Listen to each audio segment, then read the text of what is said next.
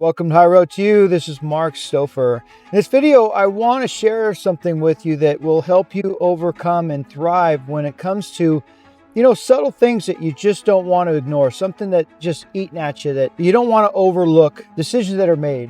A lot of times there's the macro stuff that, we don't have any control over whatsoever, but it creates industry, right? If you think about the financial crisis in 2008, those decisions were made, 35 years prior. Watch the documentary. It was Smartest Men in the Room. And they were deregulating banks, in an effort to be competitive on the world market, I guess, right? But ultimately, it led to a house of cards, a financial crisis that affected the entire world. I really do believe that capitalism is just a huge Ponzi scheme. When they're printing money and then you're creating toxic industry to keep people working, that just doesn't sound like a system that is really ideal for mankind. It doesn't seem to me that, the accumulation of stuff, it's so subtle, but then all of a sudden you realize that you're anxious and depressed and you don't know why. And I think a lot of that has to do with the Western culture, consumerism. Capitalism is like marketing the fact that you have to have all these things. And the more you have, the more you have to maintain. And then pretty soon you're on that treadmill where you're working so hard to maintain everything that you're not even using. You're not using the RV, you're not using the boat, you're not enjoying the house, you're not happy as a family because, it's just too expensive and it's subtle. And that's why I want to share this with you, is that I fortunately had to sell a lot of things. I was in the dot-com industry and, when they emptied the buildings, they didn't pay their bills.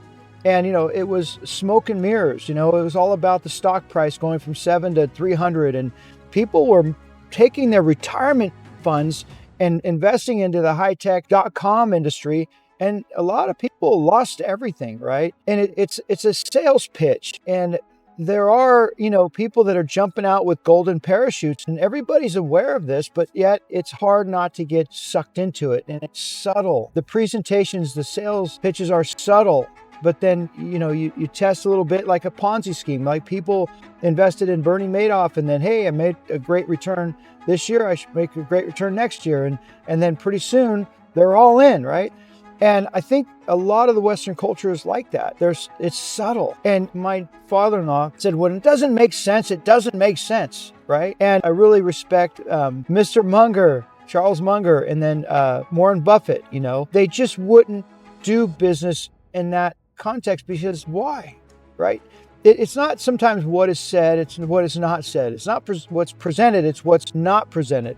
It's not, what is disclosed, it's what's not disclosed. And I think that inner voice happens within all of us where, we want to reach a higher level of life status, but at what cost, right? And I think about my uncle. He lived a lifestyle where, eventually the IRS and the FBI, they cornered him. They had to have a talk with him. And, the FBI put him in a car and questioned him. And, he broke down and just cried. And he says, I took the wrong path, basically. He says, I wanted to be one of you guys. I wanted to be a good guy. And he got caught up. And eventually he was killed in self-defense. And somebody wrote a book about it in the name of my father. In my father's name. And it was a book about his dad, and he changed his name, and he basically wanted to clear his dad's name from any wrongdoing because he was labeled as a drug dealer. But what he was trying to do, his dad was trying to do, is expose the politicians and the people that were involved with this drug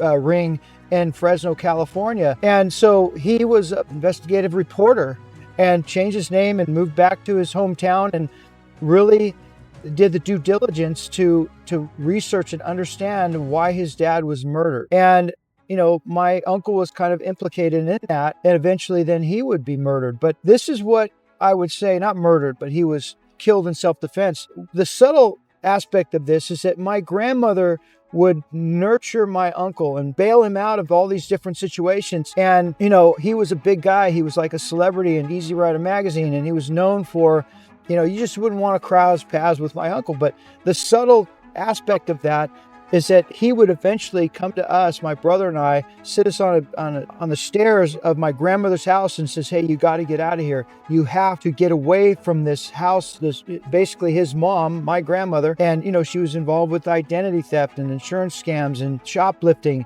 And her, my aunt, it was a drug. It's like a drug. It's an adrenaline rush for them to, just accumulate just so much stuff, China, crystal, fancy rugs, whatever it was a drug for them. And my uncle was very much aware of it. My grandfather was. He'd throw his hands up and get on a ship and sail, and not sail, but deliver oil. He was a merchant marine.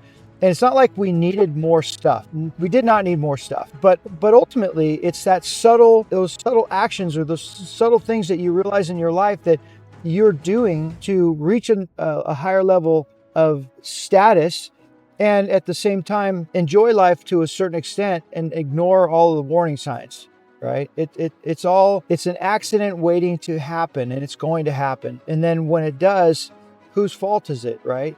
We can't control macroeconomics, but decisions are made, and we have to know, it's not what's presented, it's what's not presented. It's not what is disclosed, it's what's not disclosed. It's not, how things come together just don't add up, right? And so that's where in your universe, you have to see it for what it is. As subtle as that may seem, you just decide that that's not going to be part of your life. And that's what I had to do to separate myself, was to get a vocational training, electrical maintenance, and I fell in love with work in general. I got into sports. I got into nutrition, physical and social activity every day with healthy people that were doing healthy things.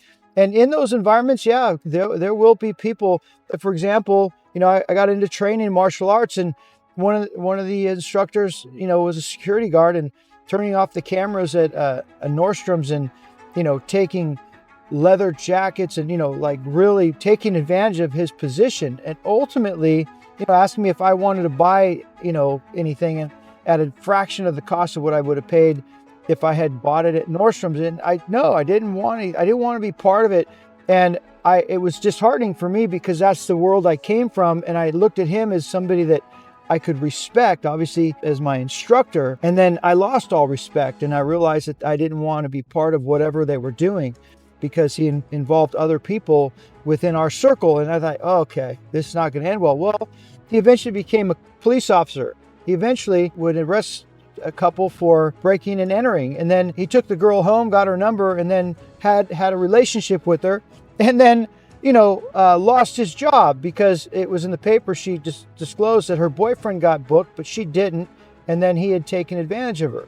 Right? So that's what I'm saying. It's subtle. It's subtle. Why would you want to sacrifice your integrity, your character, right? I think about the police officer who had a wife and a daughter, and he comes home and, they're shoplifters.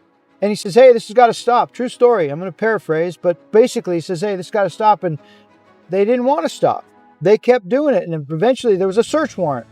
And it was his face on the front cover of the local publication. It was his reputation. It was his integrity. It was his character. It was his pension potentially that was lost. But what I'm saying is that sometimes it's subtle, but it's in your face. You see it for what it is, and you have to address it, because it doesn't go away. And generally speaking, it escalates and becomes worse. Just like my uncle, he was eventually shot in self-defense, and it was disheartening.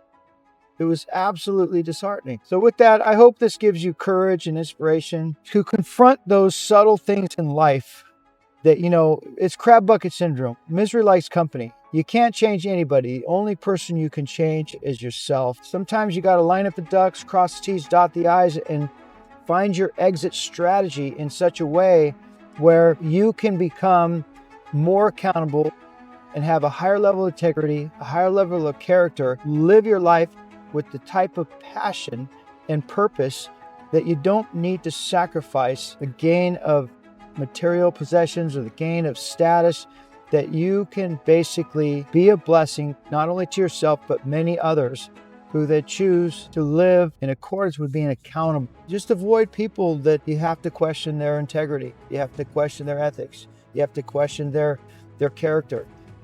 I just have found it's not worth it. It really isn't. Not to say they can't change, but the only person you can change is yourself. You change yourself first, you be accountable to yourself, and the sets of boundaries not only on yourself, but others as well. Find those environments where you can rise above and live an extraordinary life. And with that, I hope this message finds you well.